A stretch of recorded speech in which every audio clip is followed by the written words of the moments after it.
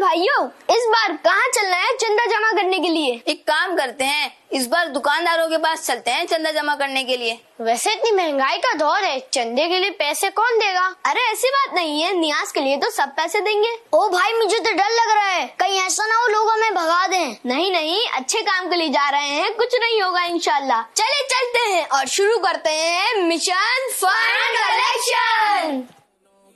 عطار نے دکھایا مدنی مذاکرے میں، عطار نے دکھایا مدنی مذاکرے میں۔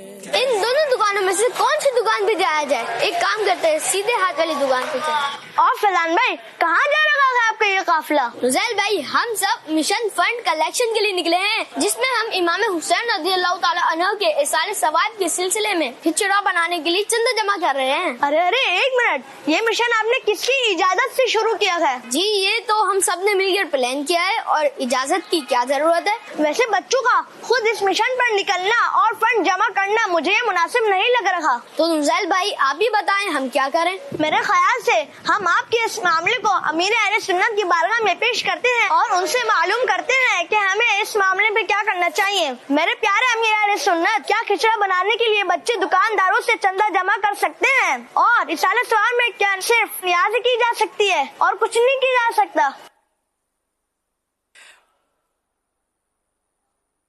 مسجد کے لیے بھی چندہ ہوتا ہے، مدرسوں کے لیے بھی چندہ ہوتا ہے، اب رہا نیاز، یہ ایک امر مستحب ہے۔ بہتر اس میں یہی ہے کہ اپنے پلے سے آدمی کرے۔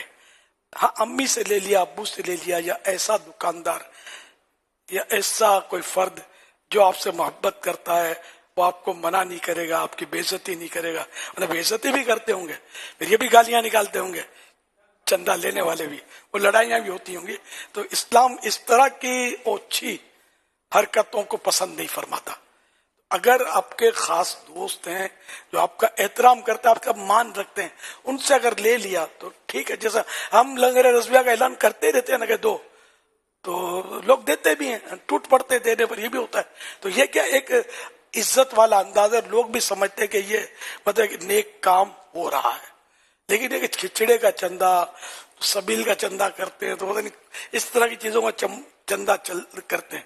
پھر انداز بھی اس کے مختلف ہیں۔ بعض لوگ ڈھول بجا کر کرتے ہیں چندہ، ڈھول بجاتے ہیں، چھریاں اچھالتے ہیں، خود نکالتے ہیں، پتہ کیا کیا کر رہے ہوتے ہیں، اور دکان پر ایسا وہ دھرنا مارتے ہیں کہ اب دکاندار نہیں دے گا تو جائے گا کہاں۔ اب وہ اس کو مطلب جان چھڑانے کے لیے، ان لوگوں کے شر سے بچنے کے لیے وہ کچھ نہ کچھ دے دیتا ہے اس طرح ڈھول بجانے والوں کو۔ تو یہ رشوت ہے کہ ان کے شر سے بچنے کے لیے سے دیا۔ امام حسین کے ایصال ثواب کے لیے کہاں دیا ہے؟ اس کا تو مطلب وہ تو پریشان ہو گیا نا کہ ساری دکان اس کی رک گئی، کام رک گیا، اب یہاں سے لیا تو دوسری دکان پہ جا کر یہ دعویٰ بولیں گے۔ تو یہ انداز بالکل غلط انداز ہے، جائز نہیں ہے، ڈھول بجانا ہی جائز نہیں ہے، پھر اس کے ذریعے چندہ اور چھریاں اچھالنا اور یہ دھمال اس کو کہتے ہیں، تو یہ کر رہے ہوتے ہیں، تو یہ صحیح نہیں ہے طریقہ۔ ہم لوگ مطلب ان کاموں کے لیے نہیں آئے، ہم اللہ کی عبادت کے لیے پیدا کیے گئے۔ وما خلقت الجن والانس الا لیعبدون، اور ہم نے جنوں اور انسانوں کو اپنی عبادت کے لیے پیدا کیا، تو یہ ڈھول بجانا کوئی عبادت نہیں ہے۔ خیر، تو اس طرح چندہ کرنے کا جو میں نے آپ کو بتایا کہ جہاں مطلب ایسا ہے کہ اپنا مان رہتا ہے، عزت رہتی ہے، تو چندہ کرنے میں حرج نہیں ہے۔ لیکن گھر گھر جانا، دکان دکان جانا، تو یہ لوگ ڈانٹتے ہوں گے، جھاڑتے ہوں گے، بھگا دیتے ہوں گے، طرح طرح کے سوالات کر کے کہتے ہوں گے کہ تم لوگ کھا جاتے ہو، فلاں کرتے ہو، یہ بھی کہتے ہوں گے۔ تو اس طرح اپنی عزت کو داؤ پر لگانا یہ بھی مسلمان کا کام نہیں ہے۔ مسلمان ایک معزز ہستی کا نام ہے، آبرودار، عزت والا ہے، اس کا انداز، اس کا کردار ایسا صاف ستھرا ہو کہ لوگ اس کو دیکھ کر قریب آئے اور نمازی بنے، سنتوں کے پابند بنے اور اچھے مسلمان بنے۔ واللہ تعالی اعلم ورسولہ اعلم، عز وجل وصلی اللہ تعالی علیہ وآلہ وسلم۔ صلو علی الحبیب صلی اللہ علیہ وسلم۔ یہ جو آپ نے احتیاط ارشاد فرمائی ہیں، گفتگو فرمائی، یہ ان چھوٹے بچوں کے لیے تھی یا سب کے لیے ہے؟ ظاہر ہے وہ ڈھول چھوٹے بچے تھوڑی بجاتے ہیں، بڑے آدمی بجا رہے ہوتے ہیں، جنرل بات ہے۔